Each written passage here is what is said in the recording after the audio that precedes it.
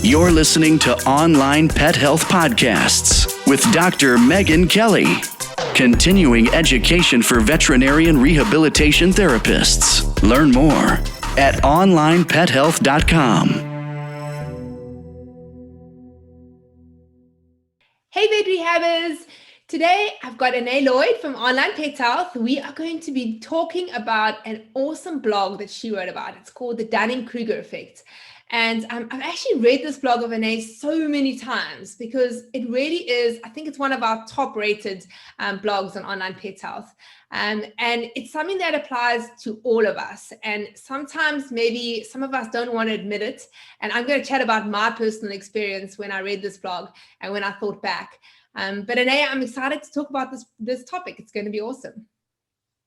Hi, Meg. Thank you so much. That we can chat about this. I think it's something that's really important for everyone to understand, but obviously, especially in our industry, for us to understand what the Dunning Kruger effect is and what it has to do with us. So do you want to maybe just describe what it is first? So for those people that have not read the blog, so even if you've read the blog, guys, this is going to be an interesting conversation. Okay. So the Dunning-Kruger effect describes the relationship between confidence, between our level of confidence and our level of wisdom or knowledge and experience. And essentially what it says is that the Dunning-Kruger effect is a cognitive bias that states that the less we know, the more confident we are. So it really gives a little bit of a new meaning to the saying, a little bit of knowledge is a dangerous thing.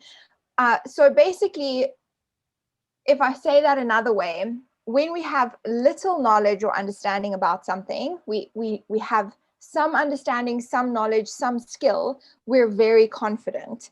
And we can often see that in people that are super loud, that just share their opinion about what's happening, what they're doing. Think about, like, when I first heard this, I thought about going to dinner parties or family gatherings, and there's always that one person who just, oh my gosh, they know everything about the political situation in some country somewhere, and they just want to share it with you, and they just want it, and they are right, and no one else can say anything.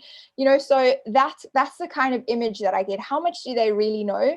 Not a hell of a lot. They don't live there. They're not a part of what's happening. But they have some knowledge from news and media sources. They have some understanding, and they've decided that they have an opinion on it. And that gives them a whole lot of confidence to share that opinion. And that's basically what it looks like in sort of everyday life. And there's a graph that goes with it. Yes, so I'm going to share that with you. So for those of you that are watching this as a video, you'll be able to see it. But for those of you, the people that are listening as a podcast, can you explain exactly what the graph looks like? Okay, so the Dunning-Kruger effect graph looks like, if you can see it in front of you, you have on the left axis confidence, and on the bottom axis wisdom, which is comprised of knowledge and experience. So when we start out, we have no knowledge, no confidence about something. As we move along the bottom of the graph, the knowledge part of the graph, we gain a little bit of knowledge, and all of a sudden our confidence spikes way up to the top of the graph. We call that point, that little high point, the peak of Mount Stupid, right? Then as we advance our knowledge a little bit more, all of a sudden our confidence plummets, and that little dip in the graph is called the Valley of Despair. I love these little descriptions that go with it. So from the peak of Mount Stupid down into the Valley of Despair, and then there's a gradual slope as confidence increases and wisdom and knowledge increase. So you have a little rise in the graph, and that's called the slope of enlightenment. And then we reach another high point where both confidence and your wisdom is at an all-time high, and you sustain it there. So as you rise up the graph, that's called the slope of enlightenment.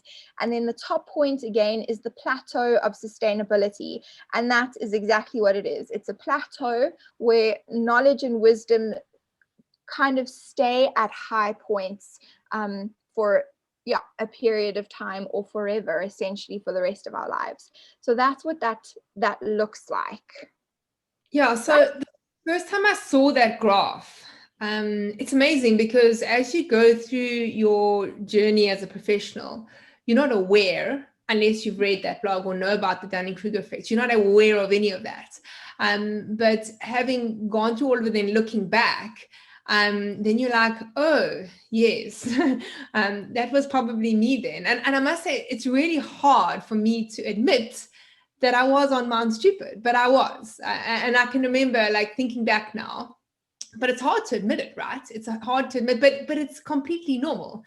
So this is not something that, happens to a few people. Dunning and Kruger have basically looked into this, and this is something that happens to most professionals, whatever profession they're in. Yeah, so you're absolutely right, Megs. It's something that happens to everyone. It's a cognitive bias that is true across the board. So whatever industry or profession you're in, whatever you're doing, it's happening all the time. And two professors coined the Dunning Kruger effect, or discovered it, or like put it into words for us.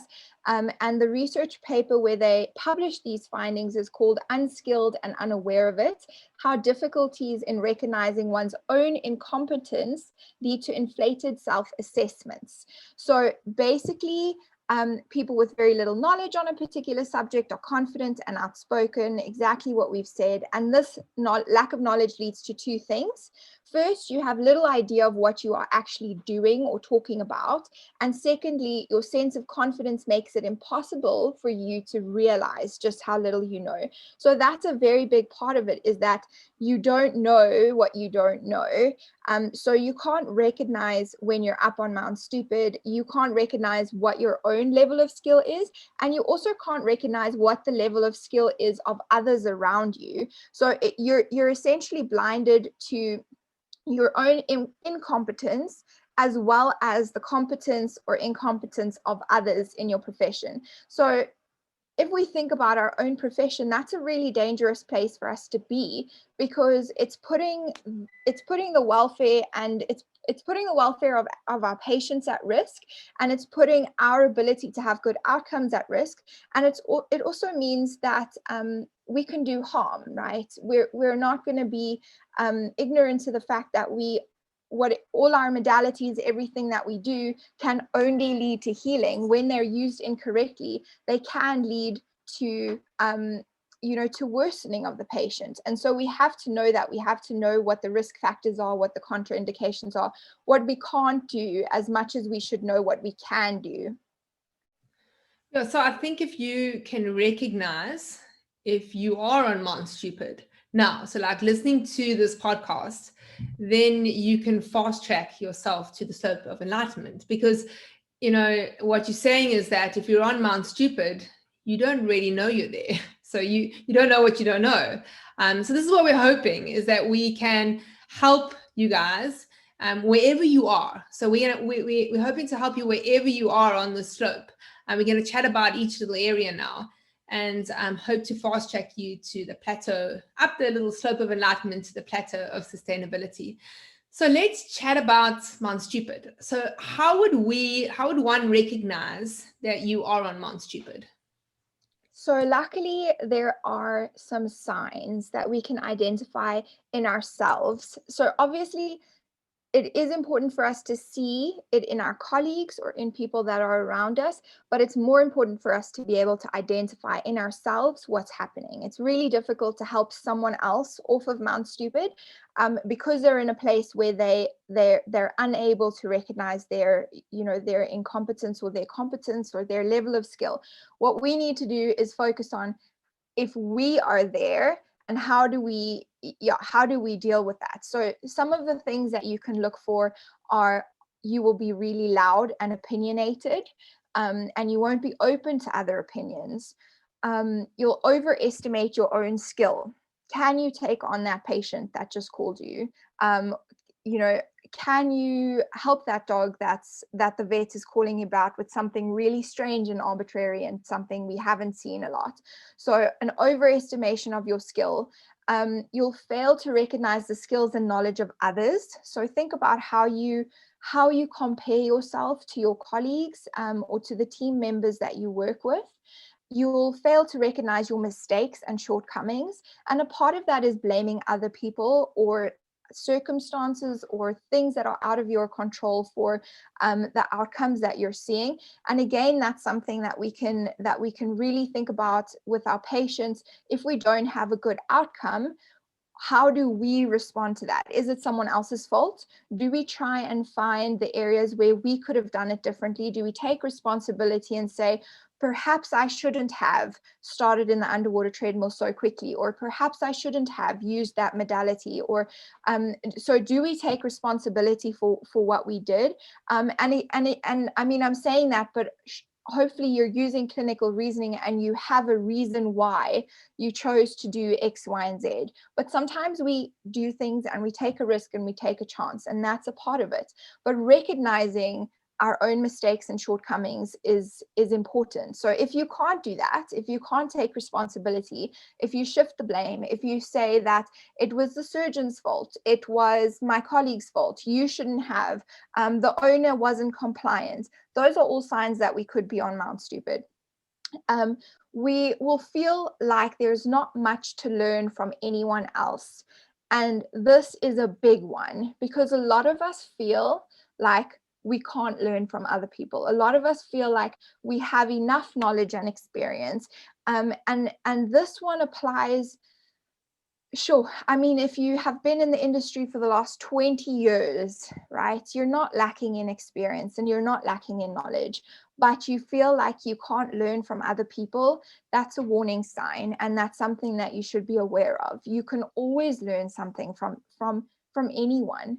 So be aware of that. Another sign is that you don't actively pursue learning opportunities, you don't read research on a regular basis, and you don't delve into specific subjects or conditions in great depth. So again, are you pursuing continuing education? Are you learning all the time? That's a warning sign if you're not doing that. You don't take criticism well. So yeah, that ties back in with the mistakes, but really if your colleagues give you feedback on what you're doing or choose to discuss a case with you, how do you take that? How do you handle that? How do you feel about what they're saying to you? And do you actually make changes and according to what they've said? That's a really big one. Other people might describe you as being arrogant. So this is something, the perspective of others, we won't really know, but someone might, insult us and say, you're being really arrogant, and then we'll know. So if you recognize any of these signs in yourself, it's not something to feel bad about, right? We've all been there. We've all done that. We've all been on Mount Stupid. We've all been overly confident. We've all felt that we're right about things and other people are wrong. So don't feel bad about it. The question is really from here, what are you going to do about it, right? Yeah, so I wanted to touch on one of those comments that you made about not thinking that you can learn from anyone else.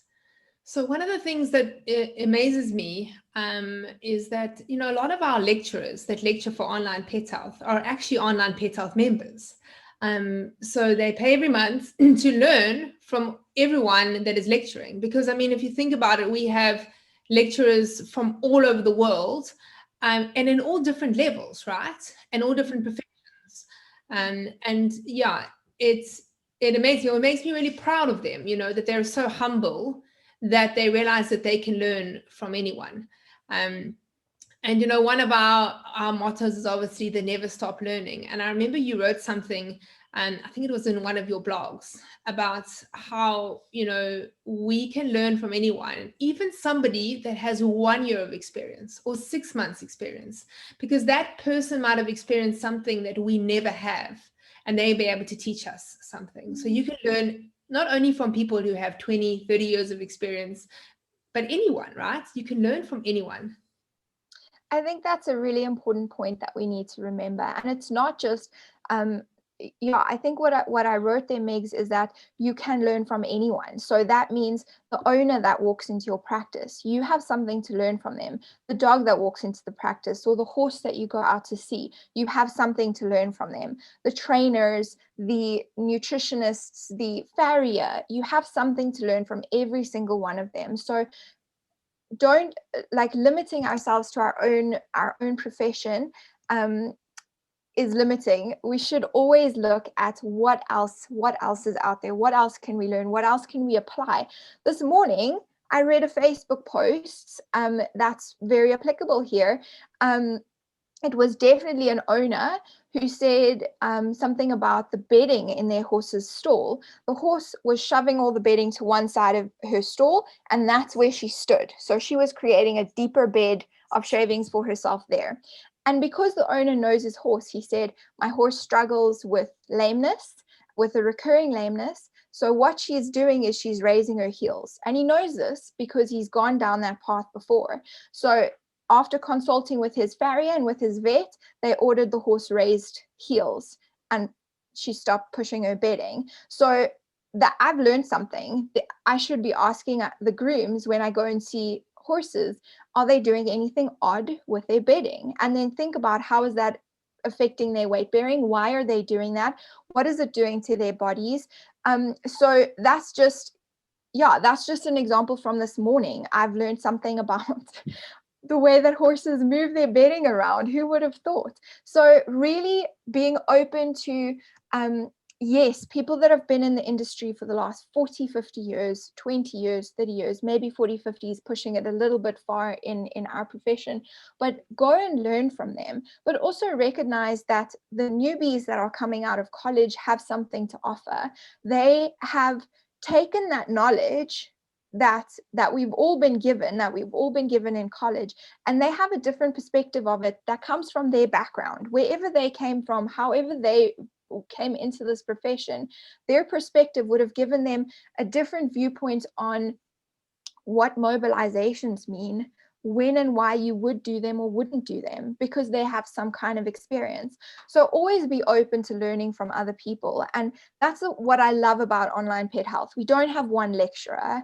We have hundreds of lecturers. I don't know how many we have, but there are many, many, many lecturers. We don't limit ourselves to one train of thinking, one theory, one training institution. We want to learn from all of them because all of them have something to offer. They all have something they're doing that's right, and they all have things that they're doing that I would choose to do differently. So it's not about wrong and right. It's about let's keep learning, let's keep pushing the boundaries of what we know and how we apply that knowledge. Love it. I love the example of the bedding. You taught me something too. So let's keep along the graph now. So now we go into the valley of despair, and we've all been there too. And that's a horrible place to be. I mean, I can remember being in the valley of despair, and amazing because I remember thinking back, what's going on with me? Because I remember being so confident, So at that time, I remember looking back, thinking, why am I like this? And luckily, I actually recognized is that I'm not getting enough education. So it was in the time where, online learning wasn't really happening. There weren't webinars. And the only conferences I was going to was the IAVRPT conference, which was every 2 years. And that just wasn't enough for me. And then in South Africa, there were the lectures. I was the one who was lecturing. So I was lecturing to vets and to vet rehab therapists, and there wasn't really many other people who were lecturing. So I wasn't feeling like I was getting any more information, and every 2 years just wasn't enough for me. So let's chat about that valley of despair. So if you look at the graph, or if you remember the graph, the transition from the peak of Mount Stupid to the bottom of the valley of despair is a really sharp, steep drop. And it's how most of us experience it as well. We go from really confident one moment to learning something and then completely doubting ourselves, doubting everything we do, everything that we are, our whole identity. We essentially just are traumatized. We don't know how to move forward. We don't know what to do. We don't think that we're good enough, that we can really make a difference. So that knowing this, understanding how this works, how this relationship works, really helps me with that idea, with that thought, knowing that I'm going to start learning about something, and then I'm going to understand how little I really know, and it's going to be devastating if I allow it to be, or it can just be a part of the reality. So in the blog, I wrote that that descent can be rapid, sudden, and traumatic, or it can be a gentle stroll down a hill. It depends on how we decide to respond to the realization that we are not as great as we thought we were, right? And it also depends on how long we've decided to stay up on Mount Stupid. So the longer we stay there in our ignorant bliss, the worse that that realization is going to be. So don't let yourself stay there. Yeah. Yeah, so, and if I think about it, one of the things when I was in the Valley of Despair was that I was so worried about being judged by other therapists, so I was really scared to share my treatment plans and what I was doing for certain patients, especially those ones where it's not very clear, exactly, like there's certain things like hip dysplasia cases and cruciate cases, for example, that it's pretty clear what we do. But then we have those other cases which are not common, and they're your sort of typical everyday type of case. And then I remember thinking, I'd always think to myself, what would the other therapists be doing? Like, am I doing right by this patient, and have this really real worry that I'm doing harm, or I've delayed this dog's recovery because I've done something wrong, or so always this worry. So like real confidence, like my confidence at those times. And the other thing that I really found is that sometimes, you must let me know if this is possible, is like I would be in Mount Stupid for some particular cases, I'd be in the Plateau of Sustainability on other cases, and then I'd be in the Valley of Despair for another case. So it wasn't like I was like only, so I would hop around that graph a little bit. Yeah, that's completely possible. I mean, where we are sitting now, you can be, as you say, for different cases within your profession, but absolutely for different areas of your life, for different things that you're engaged in and interested in, you'll be on different points of that graph. So that's completely normal. If we think about the different kinds of cases that we see, there's a reason there's a benefit to niching down, right? There's a reason that's a good thing. And it's not just for marketing reasons. It's because then on that one thing, you can become really confident, and not just confident, but you can increase your knowledge and your experience much better if you're focusing in on a small area. So absolutely possible. And I think, Megs, that in our profession, it's more common for us to be sitting down in the Valley of Despair than it is for us to be up on Mount Stupid. We do quickly get to understand how little we know, or not so much how little we know, but how much there is that we still want to know and understand. It's one of the reasons that, having such limited amounts of research is so frustrating, because we can't find the answers that we're looking for. We start looking for information and for answers, and we struggle to find them. So we end up in the Valley of Despair, and we end up staying there because it's hard to get out of there. It's really hard to get out of there. We all know what it feels like to be depressed. We all know what it feels like to be demotivated, to lack confidence, to doubt yourself, to have no motive. You start to lose motivation to try anything because you just feel like you're not going to be good enough, and it's just not going to be enough. So we all know what that feels like. And we all know that we have a choice to make there. We can choose to stay there, and we can choose to keep, bumping into the fact that we don't know and understand enough, or we can do something about it, and we can start gaining knowledge. We can start putting ourselves out there to gain more experience if that's what we need. But learn.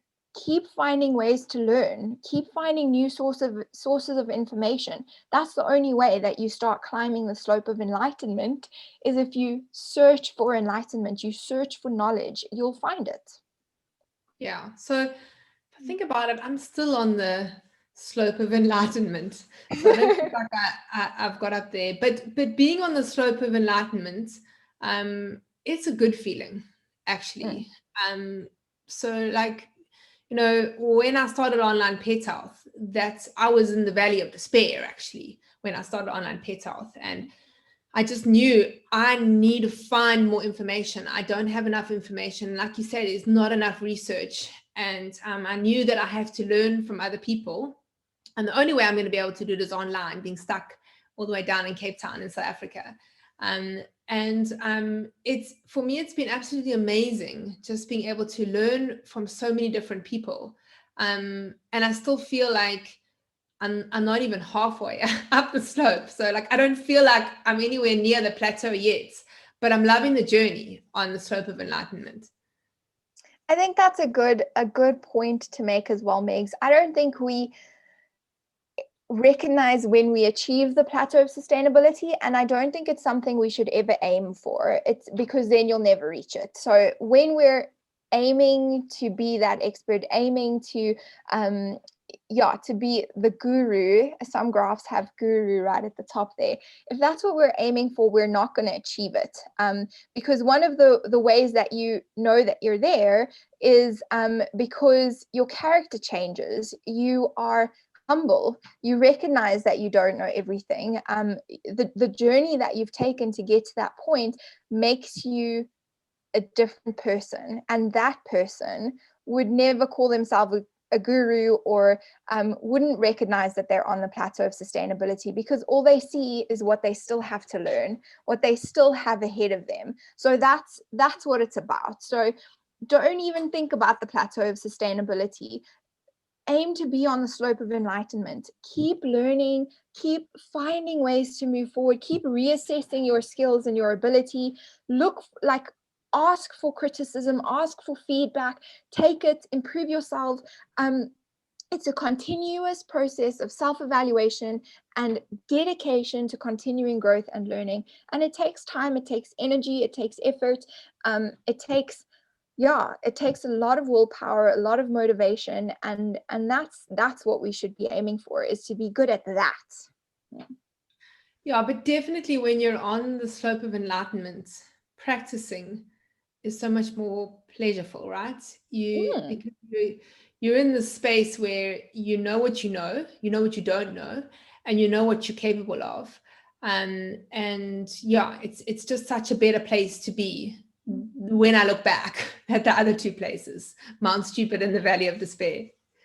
You're also comfortable to say that and to share it, to say, I don't have the answer, but I'm going to find it for you. So having a network that I can refer back to is really helpful in that place. So our Facebook communities, for example, being able to say to someone, I don't have the answer for you, but I can actually find it. Like, I know that I can find it because I have a resource that's going to allow me to find that answer, is really helpful. So having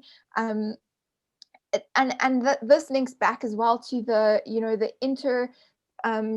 multi-professional, multidisciplinary team, multidisciplinary team. The bigger that team is that you're working within, and it doesn't mean in one practice, it doesn't mean under one roof, it means your network of people that you're speaking to, referring to, chatting to, sharing and discussing cases with, that network of people, the wider and broader that is, the more resources you have to pull in and to find answers to cases.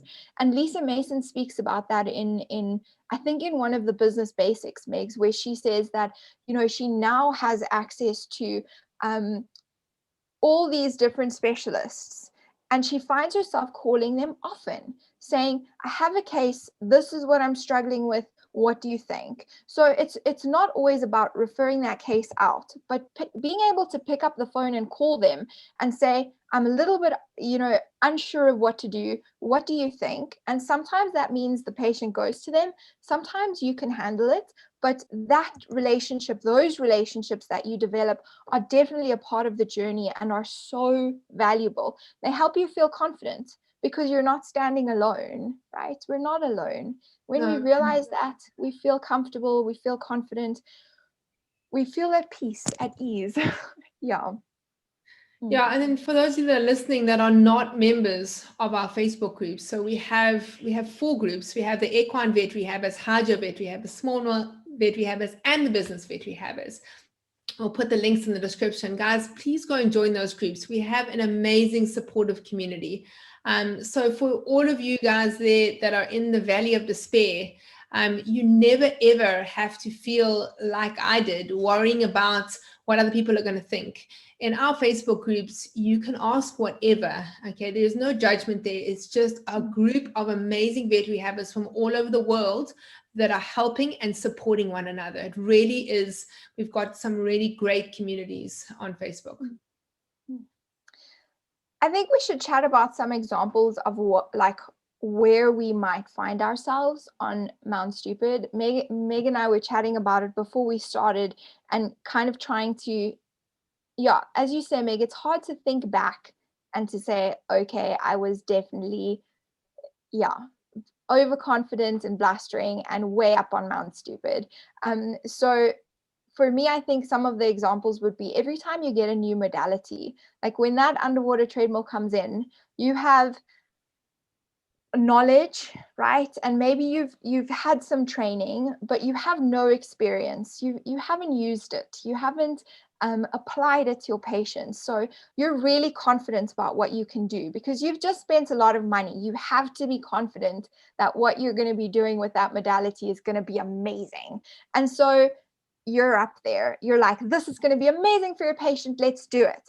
And that counts for when you get your laser, when you get your ultrasound machine, when you get whatever, anything that you get, you're like really confident and really excited and really loud about the amazing things that this modality can do. And then you've used it for a couple of weeks maybe, and then you sit and you think, but I'm not getting the outcomes that I wanted. I'm not, it's not what I wanted it to be. And then you start questioning and you say, what am I missing? What am I doing wrong? What should I be doing differently? Is this all that I thought it would be? And that's when you start climbing the slope of enlightenment, is when you say, okay, well, what else should I know? What else can I learn about this modality? And then you'll really start using it to its full potential. Yeah, I mean, your example of the underwater treadmill, I mean, I had an underwater treadmill in my practice and I was seeing between like 13 to 18 patients a day in it. So I was getting a lot of experience, and probably after 4 or 5 years, like I truly thought I was the queen of underwater treadmill. I thought like I'd learned everything that I could from all the books, and then through online pet health, through the hydro, all the hydro ones, and looking at those, and I thought, oh wow, oh wow, oh wow. And I suddenly started to realize, actually, when I look back, I actually knew nothing, but I thought I was the bee's knees, in underwater treadmill. I thought everyone can learn from me, and so there I was on Mount Stupid, right? And very quickly, valley of despair. And that's an important thing to realize, is when we're isolated, like you were isolated in Cape Town, you weren't able to find those resources to learn, then we can only know what we know. We don't have the opportunity to expand our knowledge basis. And so we can't move forward. We can't really improve our skill because nothing new is coming into the tank. And then for years, you can be up on Mount Stupid. So just because you've been practicing for years, just because you've been using a modality for years, don't think that you are the expert. Don't think that you know everything. Unless you are continuously gaining knowledge about that unit, that thing that makes you special, that you love, unless you're continuously pushing your knowledge basis, you're stuck. So one thing I feel like we could help is the new grads. So let's say the new grads are listening to, so maybe they're studying now. If you're studying, how can we help them so that they completely miss Mount Stupid and just actually go up in the slope of enlightenment? So I think that understanding this principle is already going to help you, because knowing that pattern means that we can, I don't think that we're going to like completely remove Mount Stupid and the Valley of Despair, but we can take it from being this huge high climb and steep drop to just being a little tiny hill, So I think the important things that we need to do is to recognize in ourselves that we have to keep learning and practicing. So it doesn't matter if you've just come out of college, find resources to keep learning. Never be satisfied with the information that you have on a subject. Never assume that it's all that there is to know about it, because it never is. Always question. So after you've been on a course or gone to a conference or a lecture, question everything you hear. So I used to definitely be the person who did not ask questions because I felt stupid. Like how I should know that answer. So why I'm not going to ask the question because people are going to judge me for that. I've decided now I'm done with that. It irritates me that I don't know the answer. So I'm just going to ask the stupid questions. And that's important. I think it's really important to get to that point. So just many people are already there, and I'm very jealous that it wasn't hard for you to just ask those questions, but it was hard for me. Ask for feedback would be the next kind of point. Make sure that you're speaking to your colleagues, speak to your clients, ask for their feedback, speak to vets, be open to what they have to say. Being open to criticism and to feedback is really important. We all have things that are sensitive to us, sensitive areas, but understanding what those areas are for you, and understanding that it's okay to not be perfect is important. So ask for feedback. It's the only way that you're going to be able to get an unbiased opinion of what you're doing, because anything that you look at yourself for is biased by your own opinion of yourself. So yeah, other people are not biased. You can ask them. Question your knowledge, question what you know. I think that's also really important. And then we've already spoken about realizing that there's something to learn from everyone. And that goes hand in hand with learning from different people. Sorry, I'm a bit tongue-tied, but those are not the same thing. Realizing that there's something to learn from everyone is a state of mind. It's how you view the world. It's how you view yourself. It's how you view other people. Learning from different people means that you don't put Dr. Leilani Alvarez, I'm going to just give you as an example because I know you won't mind. You're not going to put Dr. Leilani Alvarez on a pedestal and say that this is who I'm learning from. She's my mentor. She is my, I am learning from her. You can do that. But then after 2 or 3 years, walk away from Dr. Leilani and go to someone else. Because when we learn from one person, we adopt their ways of doing things, their beliefs. We adopt everything that makes them, that makes them amazing. But there's more to learn, right? That's one person. Go to Dr. Daryl Millis, go to the new graduate, go to everyone and learn from different people. So again, that's what I love about our platform, is that we're not just learning from one person or from one institution. We're learning from everyone. Practice being humble. No one is naturally humble. No one's got that down. So you have to practice. You have to choose to have a humble heart and a humble mind. And you have to learn to recognize your own limitations and abilities. So it's difficult to balance humility and confidence, but practice humility, because without it, your confidence means nothing, really. And practice gratitude. I think that's also really important to make this transition from little knowledge to more knowledge, changes in your confidence. It makes it easier when you can be grateful for the things that you have, where you are, the journey that you're on. Remind yourself daily about the big and the small things that you're grateful for. So those are the ways, the 7 tips that I would have for how you can make that transition easier, or how you can avoid Mount Stupid altogether, if that is possible. Love it, Ané. And I love just to practice being humble, because the other thing is, when you are humble, other people are a whole lot more open to teaching you. and being, they'll be like, oh, they want to teach you. But when you're on Mount Stupid, people generally tend to avoid you. So one of the things I wanted to mention is that if you guys notice now you are in the valley of despair, we have two other really, really great podcasts that I've done. And the one was episode 84 with Katie Ford on imposter syndrome. So when you're in the valley of despair, imposter syndrome might just creep in. And then episode 71 was with Callum Russell, and that was all about confidence. So I think that those two will be really applicable for you guys if you feel like you're in the valley of despair. Ané, thanks so much. That has been an amazing chat. And it's like a topic that I feel like I can just keep talking about. It reminds me. It's one of those kind of things where that blog, you just actually need to keep reading to remind yourself, right? Yeah, exactly. You have to every now and then just go back to it, read it again, check where you are. So yeah, continuously reassess where you're at. Awesome. Thanks for sharing your time. It's been great chatting. Thanks, Meg. Bye. Yes.